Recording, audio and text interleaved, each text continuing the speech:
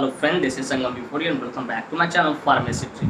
Friends, in this video I'm going to talk about ectopic pregnancy कि ectopic pregnancy क्या होते हैं और क्या इसके कारण होते हैं. So friends, without wasting more time, we should start the video.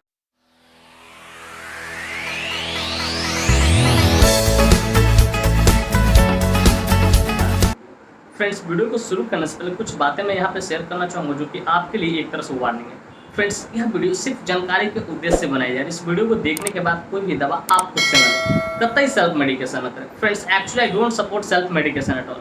So before taking any medicine you must consult your doctor. कोई भी दवा लेने से पहले आप अपने डॉक्टर से जरूर कंसल्ट करें.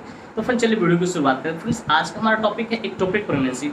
तो फ्रेंड्स, पहले हम समझते हैं कि एक्टोपिक प्रेगनेंसी होता है क्या है. लेकिन एक्टोपिक प्रेगनेंसी को समझने से पहले कुछ हमें प्रेगनेंसी के प्रोसीजर को समझना होगा ताकि आपको सहजता से, अच्छे से, आसानी से, शानदार तरीके से समझ में आए. तो let us talk about pregnancy procedure. Friends, after doing sex करने के बाद जो मेल का जो सीमेन होता है, वो महिलाएं जो वुमन होती है उसके डायरेक्ट वेजाइना में जाती है.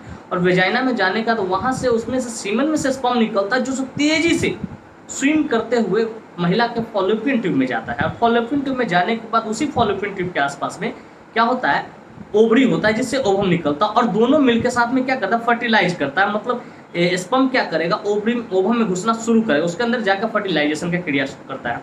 जब फर्टिलाइजेशन का प्रोसेस होता है, फिर जब प्रोसेस क्लियर हो जाता है, पूरा हो जाता है, तो फिर वह अपने रूप से पुनः रिवर्स होकर, ठीक है, कहाँ जाता है, फिर यूटेरस में आता है. ये सेफ प्रेगनेंसी कहलाता है. लेकिन ये सारी प्रक्रिया होने के बाद, मतलब आफ्टर डूइंग सेक्स करने के बाद पुरुष का जो सीमेन होता है वो महिलाओं को वेजाइना में जाने के बाद फिर वहाँ से स्पर्म रिलीज होने के बाद वो डायरेक्ट जाता है फॉलोपियन ट्यूब में. और वहाँ पे ओवम, फॉलोपियन ट्यूब से महिलाओं के फॉलोपियन ट्यूब से ओवम निकलता है. और दोनों फर्टिलाइज होने के बाद फिर दोबारा वापस यूटेरस में ना आए और वहीं पे रुक जाए, तो उसको हम लोग बोलते हैं एक्टोपिक प्रेगनेंसी. कि एक्टोपिक प्रेगनेंसी कहने का मतलब होता है कि जब प्रेगनेंसी कहाँ पे कंसीव हो जाए, फॉलोपियन ट्यूब में कंसीव हो जाए, उससे हम लोग बोलते हैं एक्टोपिक प्रेगनेंसी बोलते हैं. तो फ्रेंड्स, मैं उम्मीद करता हूँ ये आपको समझ में आ गया. और इसका पता 2-3 महीने बाद चलता है, 15 दिन 10 दिन में नहीं पता चलता है कहाँ पे ये हो रखा है. तो फ्रेंड्स, मैं उम्मीद करता हूँ ये बातें आपको समझ में. फ्रेंड्स, चलिए बात करते हैं what should be do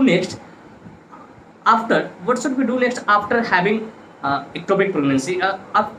ectopic pregnancy होने के बाद हम लोग को नेक्स्ट क्या करना चाहिए, क्या करना चाहिए हम लोग को नेक्स्ट. इसके बाद मान लो किसी वुमन को या फीमेल को एक्टोपिक प्रेगनेंसी, तो उसके बाद क्या करना चाहिए. तो फ्रेंड्स, इसका सबसे पहला सवाल कि it is not possible for baby और इन्फेंट, और आप चाइल्ड कर सकते हो, to survive life in ectopic pregnancy. की जो एक्टोपिक प्रेगनेंसी होती है या फॉलोपियन ट्यूब में कर सकते हो. It is not possible to survive life in fallopian tube. कि जो फॉलोपियन ट्यूब होते हैं और वहाँ पे प्रेगनेंसी हो जाती है, बच्चों के बस की बात नहीं है कि वहाँ पे वो अपनी ज़िंदगी को क्या कर सकते, सर्वाइव कर सकते. तो वो अंत में डेड होना ही होना है. क्योंकि प्रेगनेंसी के लिए स्पेशली जो बनाया गया है यूटेरस, बच्चों के लिए यूटेरस बनाया है कि वहीं पे उसका 9 महीने अच्छे तरीके से, शानदार तरीके से, वही उसका घर है, वहाँ पे वो रह सकता है. फॉलोपियन ट्यूब में वो जिंदा नहीं रह सकता है. तो बस सबसे पहला ये काम करना होगा आपको कि रिमूवल ऑफ चाइल्ड. आपको इन्फेंट या बेबी या चाइल्ड को क्या करना, रिमूवल करवाना होगा. या removal of Fallopian tube, Fallopian tube का आपको रिमूवल करवाना, उसको निकलवाना होगा. फिर कहते हैं removal of uterus, remove uterus, या यूटेरस को निकालना होगा. ये तीनों प्रोसीजर करने के लिए सबसे पहले आपको लैप्रोस्कोपिक सर्जरी की मदद लेना होगा. थोड़ा महंगा आता है लेकिन ये बहुत ज़्यादा सेफ माना जाता है.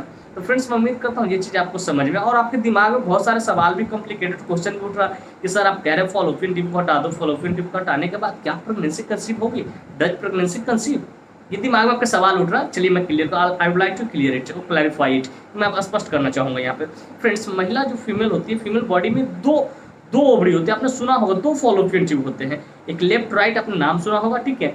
और ये दोनों 1 बाय 1 करके काम करता है. मान लीजिए कि आज अब लेफ्ट वाला से आज ओवम निकला है तो अगले महीने में राइट वाला से निकला, फिर राइट वाला से निकला है तो नेक्स्ट महीने में लेफ्ट वाला से. इस तरीके से साइकिल चेंज होकर 1 बाय 1 करके ये काम करता है.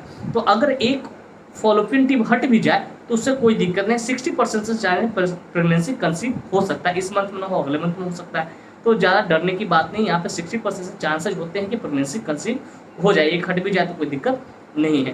तो फ्रेंड्स, मैं उम्मीद करता हूँ कि आपके डाउट्स क्लियर हो चुके होंगे. चलिए फ्रेंड्स, अब बात करते हैं कि what are the reason due to that ectopic pregnancy takes place. वो कारण क्या होते हैं कि वो एक्टोपिक प्रेगनेंसी हो जाता है, कंसीव हो जाता है, फॉलोपियन ट्यूब में प्रेगनेंसी कंसीव. तो फ्रेंड्स, पहला है एफटी डैमेज, कि फॉलोपियन ट्यूब डैमेज हो तो उसके कारण हो सकता है. फिर दूसरा कहते हैं इन्फेक्शन इन फॉलोपियन ट्यूब, कि किसी प्रकार का अगर इन्फेक्शन हो फॉलोपियन ट्यूब में तो उसके कारण भी ये हो सकता है। तो फ्रेंड्स ये इसके कारण थे एक्टोपिक प्रेगनेंसी होने का। तो फ्रेंड्स मैं उम्मीद करता हूँ कि आपको अच्छे से समझ में आया कि एक्टोपिक प्रेगनेंसी क्या होता है, क्या इसके रीजन होते हैं और क्या किया जा सकता होने के बाद। तो फ्रेंड्स मैं उम्मीद कर वीडियो काफ़ी इन्फॉर्मेटिव, काफ़ी इंटरेस्टिंग, काफ़ी ज़बरदस्त लगा और मेरी इस वीडियो से आपको कुछ ना कुछ सीखने को जरूर मिला। Friends if you find this video informative interesting, hit the like button, subscribe my channel, don't forget to share it with your medical friends and women friends. Thank you for watching this video, bye, take care. फिर मिलते हैं next video में, तब तक के लिए स्वस्थ रहिए, मस्त रहिए, ख्याल रखिए अपना और अपने परिवार का। थैंक यू, धन्यवाद।